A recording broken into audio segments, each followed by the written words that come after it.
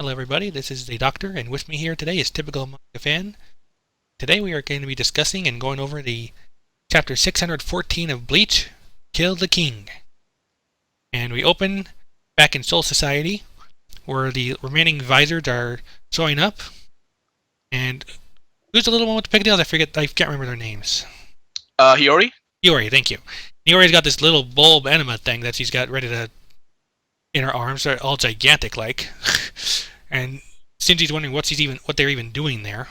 I'm constantly distracted by the fact that Lisa looks so different than before. Like, just so different. Like, it doesn't even seem like she's the same character. And Lisa is actually one of my favorite advisors, just because she's like the last. She was one of the ones who would actually able to like last the entire fight against Aizen. Yeah. Hiyori got cut in half. And the visors were a big disappointment. That's not even an understatement. They were a big disappointment. Yeah, and then Shinji's basically like just like all overacting over the top about the fact that Hiyori's even there, and they're all bickering. I do like this one little bit like, hey, Soifan, looks like we're gonna get ignored. If you lump me in together with you again, I will cut you. Yeah. I do kind of feel like the comedy is getting a little pressed, just because it's in the middle of such a serious situation right now that specifically between Ichigo just arriving at where Yuhabak is. I kind of feel like okay, comedy, blah blah blah. Let's get going. Let's move on. There's a bit of a time and place thing involved here, isn't there? Yeah, not to mention, like Bleach's comedy has always been like comedy in the middle of a serious moment, and that's worked occasionally. But like the issue I have with this is that nothing's happening while this is going on, nothing's getting done. And at this point, I want things to get done because you know what? We've been waiting for so long, for Ichigo to actually do something and for Kisuke to actually tell us what his plans are. Yep. That I'm not falling for this comedy bullshit. I just want to get stuff done. So Yep. I will say this though, Hiyori and Shinji, I've always thought that they have a little attraction just because not only because for some reason Hiyori always goes after Shinji, but because I remember specifically that Hiyori actually made Shinji's food when he was back when Ichigo was training. He's like, hey Hiyori, make some sandwiches for me, and he's like, I'm not gonna make some for you or something like that because you didn't ask nicely or whatever. Yeah. Which is kind of like, this is interesting. Although Hiyori is really hard to read, and of course romance is not a big part of Bleach, so honestly, who cares? Anyway, moving along here, they're getting everything set up. They're getting ready to, like, stuff that will act as, I guess, as a conductor for all the spiritual energy that are going to be thrown out there to get them from one place to the other. Yes, they had. You said they had. Did you mention about the liquid yet? Or yeah, oh, that's right. Like basically, Hiyori's thing is like spraying a bunch of liquid at their feet. Like it looks like it, but Rukia notices that doesn't even feel wet. It's just liquid. Yeah. And it creates a distortion between the Soul Society and the Dangai, which is like the tunnel area, right, with the train. It's basically the energy required to travel to the Soul Palace. It's like ectoplasm, basically, like the leftovers. Is it leftovers or? Well, ectoplasm, like at least in some series, like the leftover stuff of spiritual creatures like ghosts or things like that. Yeah. Well, we don't really know much about this liquid. It's just that it's Kisuke. Kisuke got it from the. It's basically the source of the energy that's needed. So wherever he got it from, I don't know. And so basically, stuff from anywhere, from really weird places. So who knows? Yeah, so Urahara is basically like getting everything ready to go. He tells the four advisors that they've got the Soul Reaper robes in the back, and go get changed and then join them. For some reason, like Hiyori's not really into this idea, but everyone pretty much is going ahead and getting into it. Well, you know why, right? She doesn't really. She basically hates the Gotei 13 because I think she felt like they abandoned her. I mean, she made the point many times when she was around that she hates the Gotei 13 and that she hates Shinigami as So her putting the robe back on is just like just she doesn't want. She's put that behind her. So I think this is actually a pretty obvious reference to that. Yeah. I think the other advisors are kind of like not too thrilled about it either by the looks of it. Yeah. And to keep in mind that these are the ones who obviously didn't go back to the Gotei 13, whether either because there was no opening, or because they obviously could be more than one lieutenant. That happened with the 9th Division. Ukitake, yeah. No, with him it was 2 3rd divisions. With the 9th Division, they actually had 2 lieutenants. Oh. Well, as Mashiro calls it, the super lieutenant position. But Yeah, with Ukitake didn't have a lieutenant. He had only just 2/3 divisions. Okay. That's why it was such. He didn't want to replace Oh yeah, Cayenne. That's right. Cayenne, yeah. Until Rukia, rightfully got the position, and it felt really nice to see her get that position. I mean, a lot of things went into that. So, yeah, you see panels of the visors being really sad, and I think it's because they've kind of put Soul Society behind them, and they haven't. I don't think they've really forgiven Soul Society for pretty much banning them, because let's face it, Soul Society's a dick. Like if you think about all the rules they had in place and how they were so ready to like execute them for something that they weren't at fault for, it was just ridiculous. And they so I mean, manipulations aside, that's still the case there. I mean, true. Like it's like all their services were for nothing. All their heart and loyalty was just because Central 46 has, even without the manipulation of Aizen, were douchebags. Yeah. And the fact that they got killed by not to mention that they had that whole place of people who had power but weren't going to be Soul Reapers or Shinigami. Where Kuroshuchi was. Yeah, the Hornet's Nest. The prison thing, yeah. I forget what it's called, but yeah. The Hornet's Nest. It's called the Hornet's Nest. Yeah. I remember that for some reason. I even remember the page where it was introduced for some reason. So yeah, the Hornet's Nest that's what it's called. And but also another thing is that I did not feel a thing when Aizen killed the original 46. I was like, oh, woohoo! Did we ever even see the original 46? The what? Did we even see them in person? We saw flashbacks and we saw their bodies. Okay, but not alive in the present in person. No, because they were already dead by the time they even got they got into the room. They would die. They were dead for like a month. In fact, they died ever since they located Rukia in the human world. Remember? Yeah. That was when the plan went into action. Although this is a new Central 46, and they're still douchebags. So. Yep. Where do they get these people? I don't know. Anyway, we're moving along here. So they're all sad. Like Urahara basically explains that they're going to be making a gateway that will take them over towards the direction of where the royal palace is. He also gives this is a lot of static going on. I'm not hearing it. Oh, it might be because of your microphone. Maybe. Anyway, it's gone now. Okay. Anyway, at this point, Urahara explained what's going on. That they're going to be creating a gateway from Soul Society to the royal palace. It's a now or never type event because they've basically got their opening only because Ichigo kind of came and went. That's the only reason they got it. He warns up that there's a possibility they may not even make it back, but at this point, Soifon and everyone else pretty much just tells them to shut the hell up.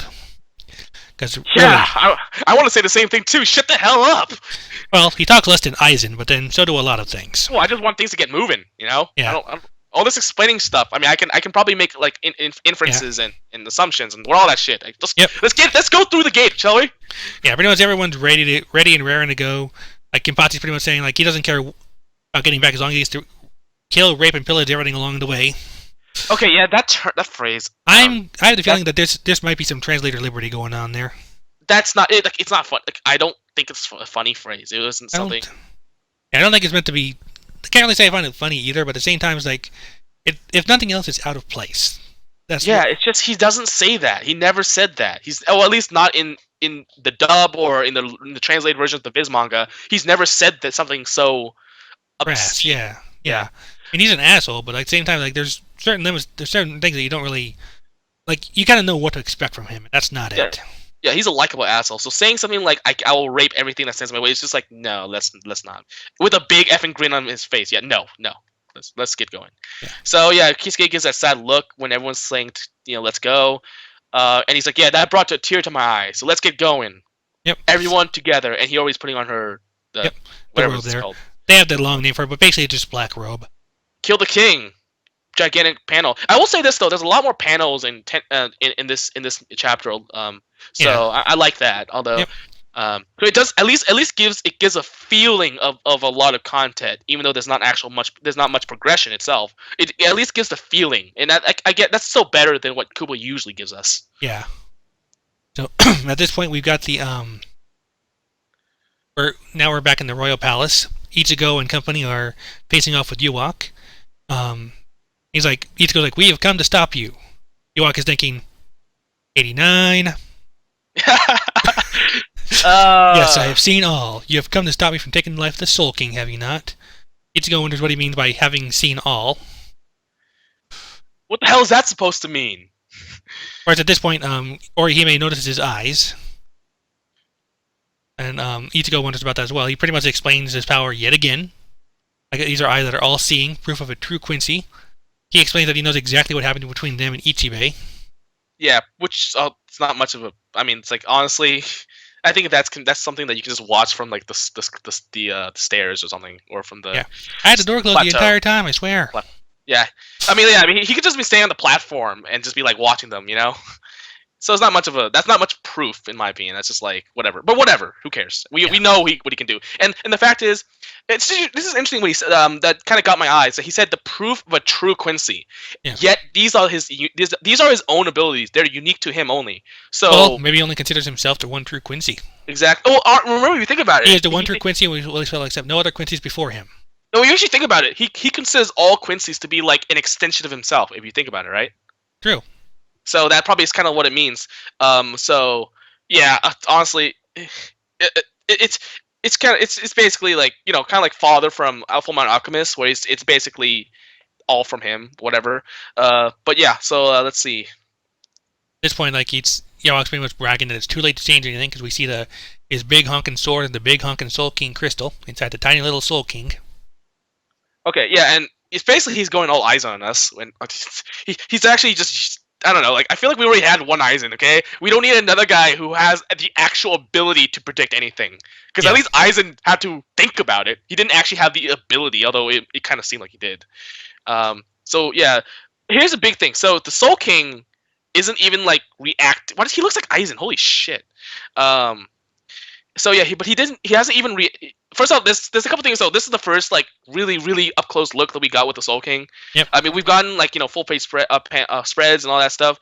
But now that we see him, you know, first off, we notice that he has no limbs, right? No, yeah, no arms at least that we could see. No legs. Actually, no legs, because you can see there's a gap between your box cloak and his legs. So the legs are gone. So what the hell happened to this guy? You know, why is he in the crystal? Why is he not even reacting? Is it because he's frozen, right? Or, well, I mean, we saw him wake up, so I don't know, like, what's going on? Look, we don't know anything. So it kind of feels weird that the Soul King's dead when we really don't know anything. Why is he, you know, why does he have no limbs? Why doesn't he, is he frozen? Is that why he isn't responding to getting stabbed? But then he woke up, so he was sleeping for a while, so obviously like, what is this guy, you know? And I mean, I know, it's like he hasn't even spoken or said or done anything. He's just there, and he's the guy we're supposed to be saving, and like, for what? Yeah, I mean, and of course, they kind of funny how they mentioned that. Yeah, the Soul King is just supposed to be there. He's not supposed to do anything. But I didn't expect that to be literal, like actual. He doesn't actually do anything. But like, his actual purpose is just be there. Yeah, so I mean, I'd like to know his history, but yeah, so Ichigo's like, yes, even though there's a sword stabbing him, and even though he's already quote unquote dead, Ichigo's trying to pull the sword out. So he runs by Yuabok, and so he's like, fine, you know, draw your blade. Draw. Is it when he says your blade, does he mean his blade or yeah? So Ichigo's blade. Yes. To save the Soul King, draw it then. If it's you, you can do it. Unsheathe that sword. Wait, but he's not unsheathing the sword. His own. He's taking away right there. Yeah, but it's just like he's. I'm taking. Maybe right now I'm taking it literally. And it's like, wait, he's taking away Yuabok's sword. What does he mean by his own sword? It's kind of weird because he's like he said your blade and he said unsheath your sword, and Ichigo's just taking out the sword to. Well, it's like what he's saying is like, so you draw your blade to save the Soul King. Fine, draw it then. And if it's you, you can do it. Unsheath that sword, and bring the Soul Society to ruin with your very own hands. Yeah, but is he talking about his own sword or? No, he's talking about Ichigo. Oh, Ichigo's sword. Yeah, I mean, he's not being literal about the unsheathing because I don't even think he has a sheath right now. Yeah, that's what I'm saying. Well, unsheath, you can argue that the Soul King's a sheath, right? I don't know. It doesn't really fit what comes up later here. Like, he just tries to attack Yuak and doesn't work. Well, he wasn't attacking Yuabok. That's the thing. Like, it's just a really weird phrase because it didn't actually match what's happening. That's what I'm just putting out. Like, he's not like, how does a sword help save the king? You know? Well, Ichigo's not even holding any other swords besides his own. So. He's not. He's holding Yuabok's sword. Oh, let me double check. Let me go back. He's pulling out the because there's angel wings on the sword on the hilt. He's pulling out the sword that Yuabok had that it was the sword that Yuabok stabbed the Soul King with, and then he's pulling it out. Hang on here. Yeah. For Manga Stream, it's page 17. It's not Okay. not Ichigo's Yeah, sword. okay, I see you're right there. Like, I didn't realize he was actually pulling the sword out. Yeah, that's why it would make sense to say, yeah, he's trying to take the sword out so he can save the Soul King, even though the Soul King's dead. But then he's like, so that's why it made sense to say unsheath the sword, take the sword out. But he's saying your sword, so that was weird to me. Okay. So that's why it didn't match. It says the actual thing says unsheath that sword. Oh yeah, I was thinking that. I was wondering what it could have. That was probably been that sword, but he still says draw your blade. So yeah. Yeah. And I guess, and that kind of explains a little something I was confused about towards the end here, because I didn't realize that was happening exactly. But apparently, like, either the sword or you walk through the sword takes control of Ichigo's arm, and pretty much just like slashes more fully. Yeah. Yeah. Obviously, it's basically awakening his Quincy blood. I think that's what basically he's saying. Yeah. Like the Quincy in you, like everyone's surprised, but like he's basically like the Quincy in you basically won't forgive the Soul King. Or something like that. What it said. It says, just as I had foreseen, Ichigo, it must be that the blood flowing through your veins, your very veins, the Quincy blood, cannot forgive the existence of the Soul King. That's the actual quote. And then of course the climax happens, blah blah blah, and the Soul Society is breaking down. So he's like, yeah, come, let us gaze together upon the destruction of Soul Society, and you see Soul Society essentially being destroyed, like starting to crack. Yeah, starting to crack. And in answer to something you were describing earlier, like why is it only now that this is occurring as opposed to when he was first stabbed? It may depend on the severity of the injury. Like a simple stab. Dead. Well, he was dead though. That's Yubok said. The Soul King is dead. You can't do anything about it. That's what I'm saying. Like that's what the confusing part. Yeah. Okay. He got stabbed. Okay. That's fine. Like, you can argue that maybe he survived that somehow. Let's. You know what I'm saying? Like yeah. My thought was simpler. Like I said, he's dead, but nothing's really started up yet. Like the reaction hasn't started up yet. But then Ichigo gets controlled and actually just starts destroying the body, and then it starts to kickstart everything. It's like it does the more damage to the body, alive or dead. That speeds up the process. So basically, killing the Soul King isn't enough. You actually have to just destroy his body. Well, killing Soul King probably started the process. Destroying the body speeds it up. Well, the start of the process didn't really do anything about it. Huh? I mean, I didn't see anything happening while the Soul King was, because the Soul King was stabbed. I don't know if this is happening concurrently with what's going on with down there with Kisuke, but I didn't see any evidence until Ichigo slashed him. Yeah. So it's like, what did Ichigo do that didn't already happen with Yubok? Like Yubok already stabbed him, and he even said the Soul King is dead. So I'm like, yeah, I was thinking to myself, why isn't the world like it wasn't Soul Society being destroyed? And then it took Ichigo slashing him for that to happen. But as I said before, what does that do? He's already dead. So what did Ichigo do that was different than what Yubok did? Is it the body that needs to be destroyed too? Like is every slash that the body gets is like a slash that the Soul Society gets or something?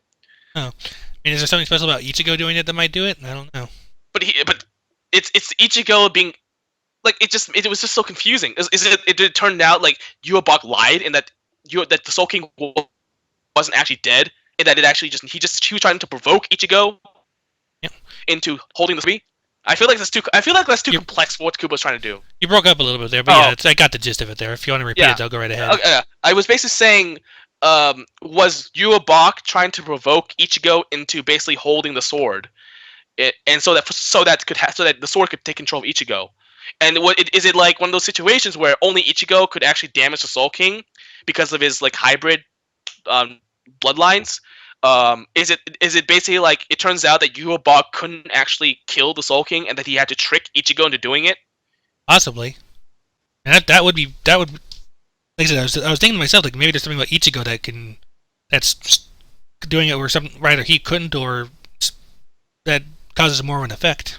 Yeah, but as I said before, that sounds a little too complex, almost too, like for Kubo. But even then, it sounds a little too like far-fetched and a little too annoyingly complex for complicated for for this type of situation here. It's just like you know what I'm saying. Like it feels like that's a little too complicated for what Kubo, and even if he is trying to do it, it's just too complicated in general. So I don't know. Like it just I feel like a lot of this speculation is just unnecessary. So well, I guess we'll just see as we go along here then. Yeah, I mean, let's see what the comments say. Yeah. Well, most of it's just a running gag. If Yoak is all seeing, can he see why kids love Cinnamon Toast Crunch? How many licks does it take to what was that one? Get to the center of a Tootsie Pop. They mentioned that on here too. Like, does he know that? Of course. Oh yeah. Holy shit! I didn't even read that. Oh man. Sometimes jokes are fun. Um, yeah. It's just that I don't think he's truly omniscient. I don't think he is. Like I think there has to be a weakness. There has to be. I'm thinking that even he may not even realize that he's not fully omniscient. You know, his arrogance knows no bounds. So yeah, I don't know. Like, yeah, most at this point, a lot of the comments seems to be really criticizing Bleach, and there's a few Bleach fans that are trying to defend it, but they're. I understand defending what you love, but I mean, at a certain point, I mean, you can't really argue against the logic that a lot of people are kind of putting out. Like, they're like, why is this happening? Why did they have to go through this? And Yep. you know, okay, yeah, I know. So yeah, surprisingly, that there's a lot of content because I know Kubo just got out of the hospital some time ago. So surprising, there's a lot of content in this chapter. Well, a lot of panels in this chapter. Not much plot progression, but that's kind of like the way Kubo's been doing things anyway. So yeah, I'm satisfied with that. I just the last part was just really confusing. A lot, not just because of the whole who's whose sword are we talking about here? Like that was a really weird, unnecessary. Like now that you bring it up there, I realized that he was like charging past Ewok, grabbing and trying to grab the sword out. Yeah, so it was just like what? And then, yeah, so maybe there's a mistranslation. I'll just pretend that's a mistranslation. If there's any mistranslation, I'll make sure to note them on the video properly. Yeah. So let's see what else. And the fact that the end was kind of confusing. So. Right, because I didn't fully recognize that he was holding the wrong sword or not holding his own sword at first. Because like you said, like he says, unsheath his sword. I didn't realize he was picking up a different sword. I thought Yaw had somehow taken control of his arm, which he kind of did anyway, I guess, but still not the way I thought it was happening. Yeah, I don't know. Like it's always. I think the whole point of the last scene was just show that Ichigo is Quincy. The Quincy blood isn't fully on his side, which is kind of weird because actually that's another point that I was thinking of. When he talked to the Yuobok inside of his body, it felt like the Quincy, although at first he explained that at first he was trying to work against him by basically saying, yeah, my only job was to keep you alive, but make sure that your Shinigami powers didn't come to into the front. Now that you've grown this far, I've become proud of you, and I'm going to step to the side. So it felt like the Quincy blood in Ichigo was kind of was he made peace with the blood, Right. that he's on his side basically. Yeah. So it kind of now that it's basically saying that the Quincy's actually against, it's still against him, at least for this in the case of the Soul King, where he's as he said, it couldn't forgive the existence of the Soul King. So as it turns out, the blood isn't completely on his side, at least as we thought it was. Well, there may be something involving the like exactly why the. What I don't know is why does the Quincy seem to hate the Soul King so much in that case? I mean, how big are his daddy issues? Yeah, I mean, yeah, to the point where like your descendants just naturally hate the Soul King. I hate you so much, Dad. I'm going to destroy the entire universe just to spite you. Well, I mean, I know he was touched by a lot of people, not sexually, by the way. Yeah, but you beat me to it. Yeah. I know that he was like in touch, so obviously that means I think he might have been abandoned as a child, because he was either in like the recon district or in the human world, and it seems like the human world, because there's a lot of Quincy's. The Quincy's are generally human. No, they are generally human, with the exception of Ichigo, who's of everything else.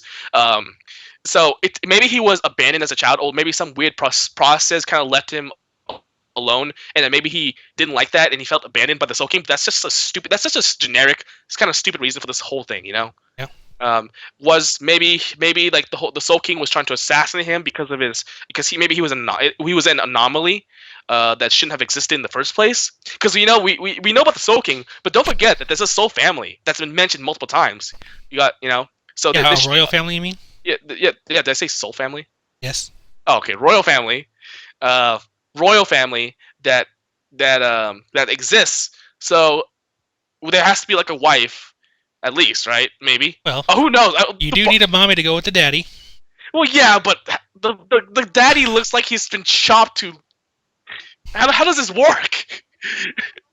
Whatever. Well, you only need one part. We don't, and Well, that. Yeah. Yeah. and, Well, and, and it's censored enough that we probably won't see if he's got it or not.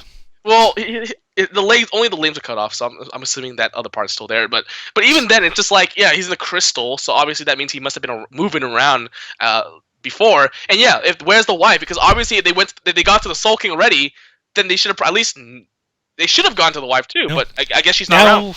Hang on. I just came up with this weird little mental image here of like his wife with a hard hat and pickaxe ready. Okay, honey, I want some loving.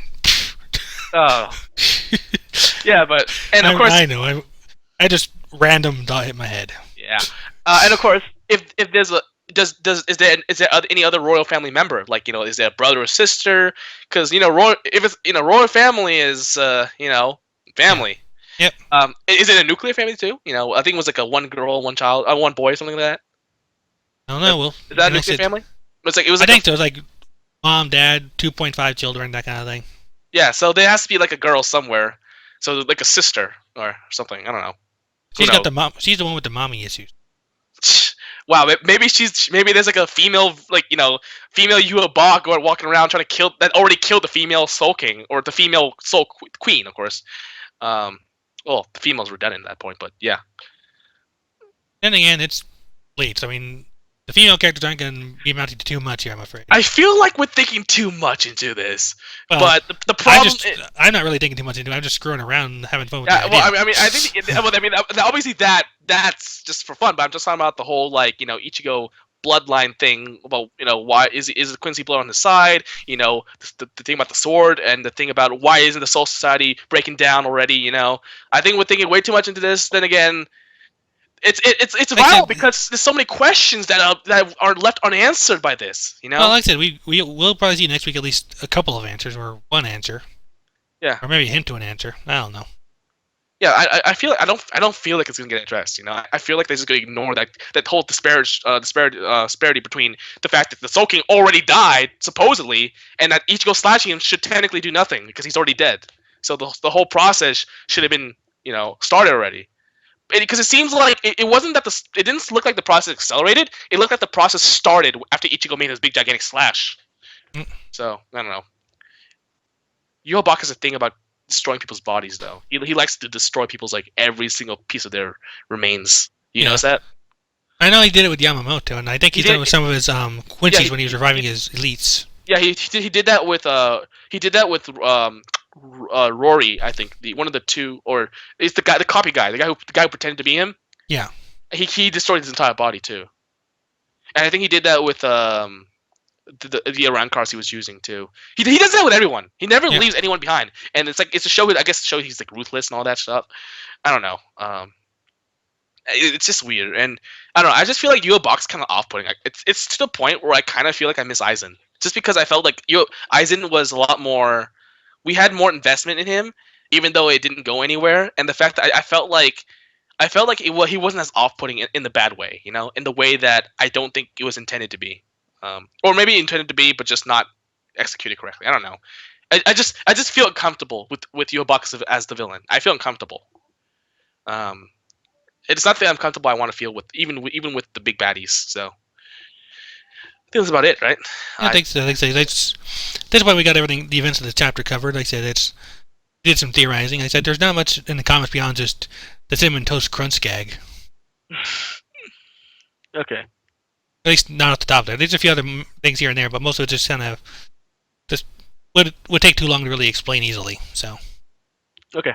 So I think we're good to go here. Like I said, I figure we'll get some answers or at least get some explanations of some kind next week. So we'll see how that goes. Meantime, hope you listen to us and enjoy listening to us talk about Bleach Chapter 614. Have a good rest of your day, and thanks for listening. Bye!